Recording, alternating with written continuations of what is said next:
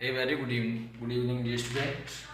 आज बात करते हैं कि कैसे पता करें कि ग्लूकोज के एक अणु में 5 OH समूह होते हैं। ये सवाल बहुत बार पूछा गया है बोर्ड में कि सिद्ध रासायनिक समीकरण द्वारा सिद्ध कीजिए कि ग्लूकोज के एक अणु में 5 OH समूह होते हैं। तो कैसे करते हैं? इसकी दो विधियां हैं, एक एसिटिलीकरण है और एक है PCl5 से क्रिया। पहले मैं आपको PCl5 के बारे में बता देता हूँ। PCl5 वहाँ अटैक करता है जहाँ OH समूह होता है, जैसे कि ROH एल्कोहल समूह पर अटैक किया तो होता क्या है, PCl5 है आपका। PCl5 को समझाने के लिए PCl3 Cl और Cl लिख लेते हैं समझाने के लिए। तो देखिए क्या होता है, ये एक Cl इस R के साथ में चला जाता है, दूसरा Cl आपका इस H के साथ में, और ये O जुड़ जाया करता है सदा PCl3 के बीच में। तो क्या बनता है सदा, जैसे ही ROH पे PCl5 का अटैक करेंगे तो आपका RCl बन गया, आपका POCl3 बन गया और आपका HCl बन गया।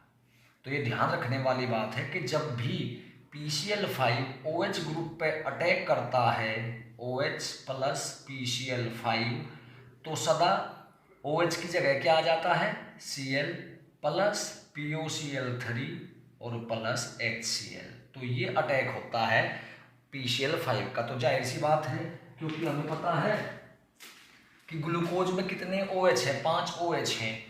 एक OH के साथ में एक PCl5 ही क्रिया करता है, और वो कैसे क्रिया करता है इसको थोड़ा सा बता देते हैं, आपके याद रह जाएगा। तो क्योंकि एक OH एक PCl5, तो 5 OH है तो 5 PCl5 अटैक करेंगे। तो यहाँ भी क्या लिख देंगे, PCl5, यहाँ भी क्या, PCl5, और इसी तरह से आप लिखते चले जाएंगे PCl5।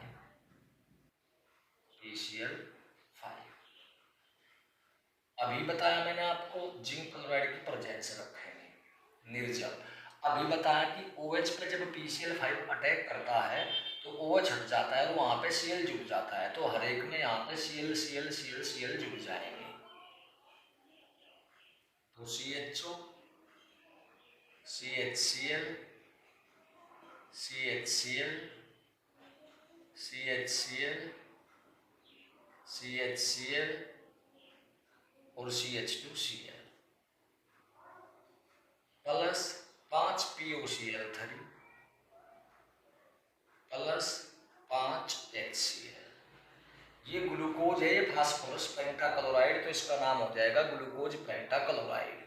तो इस समीकरण के बारे में अगर कोई पूछता है कि सिद्ध कीजिए कि ग्लूकोज के एक अणु में 5 OH समूह होते हैं, तो क्या क्या कह देंगे, ग्लूकोज की निर्जल जिंक क्लोराइड की उपस्थिति में फास्फोरस पेंटाक्लोराइड से क्रिया कराने पर ग्लूकोज पेंटाक्लोराइड प्राप्त होता है।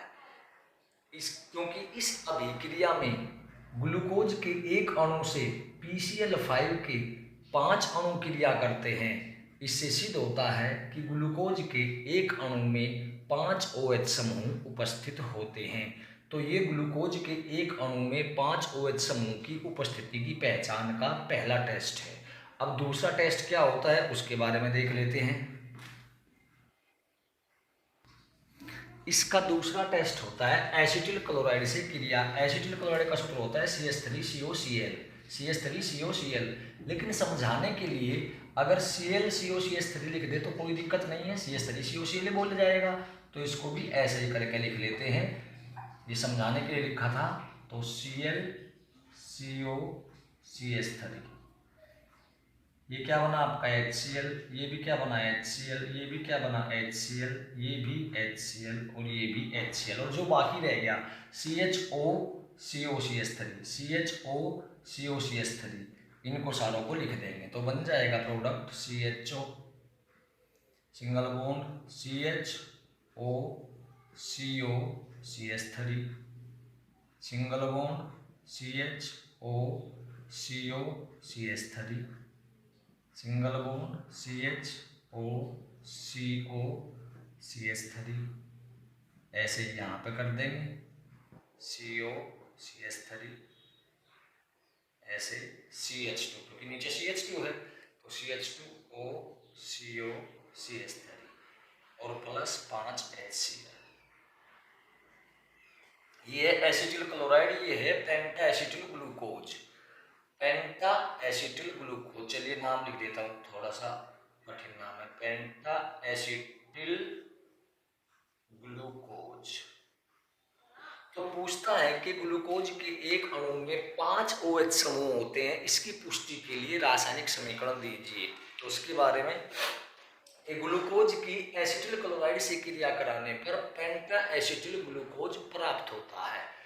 चूंकि इस अभिक्रिया में ग्लूकोज के एक अणु के साथ 5 एसिटिल क्लोराइड के अणु भाग लेते हैं, जिससे सिद्ध होता है कि ग्लूकोज के एक अणु में 5 OH समूह होते हैं। Glucose react with acetyl chloride and produce penta acetyl glucose because 5 acetyl chloride molecule react with single glucose molecule. This indicate that there are 5 OH group present in single molecule of glucose. तो ये हो जाता है जी आपका। इसी के साथ में एसिटिक एनहाइड्राइड से भी इसकी क्रिया हम दिखा सकते हैं। एसिटिक एनहाइड्राइड से कैसे होती है अभी बताता हूँ। देखिए, एसिटिक एनहाइड्राइड का सूत्र होता है CH3CO2O, जिसको ऐसे भी लिख लेते हैं CH3COO और CH3, और इसी को खोल करके ऐसे कर दीजिए तो ये ऐसा हो जाएगा, यानी कि CH3COO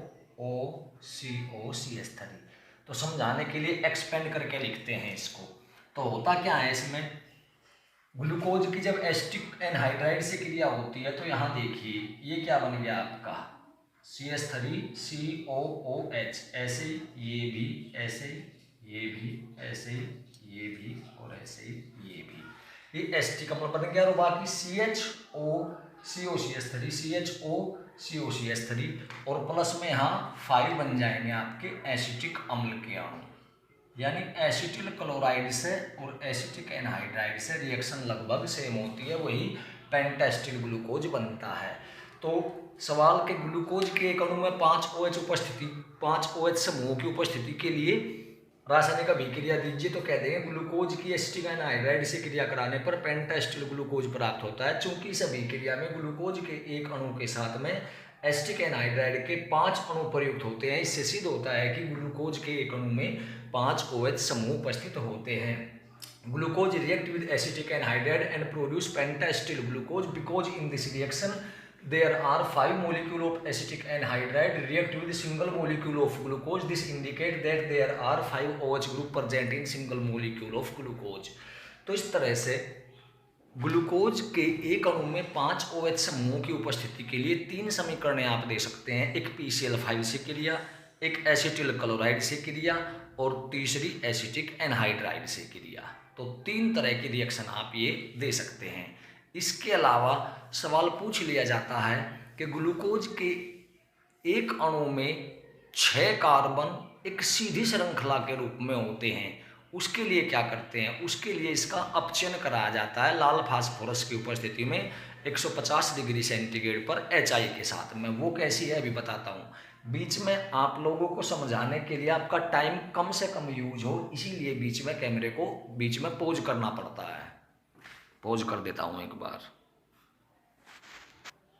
हाँ जी, देखिए, अगर कोई पूछता है कि ग्लूकोज के एक अणु में 6 कार्बन एक सीधी रेखा में होते हैं तो उसके लिए क्या परीक्षण है।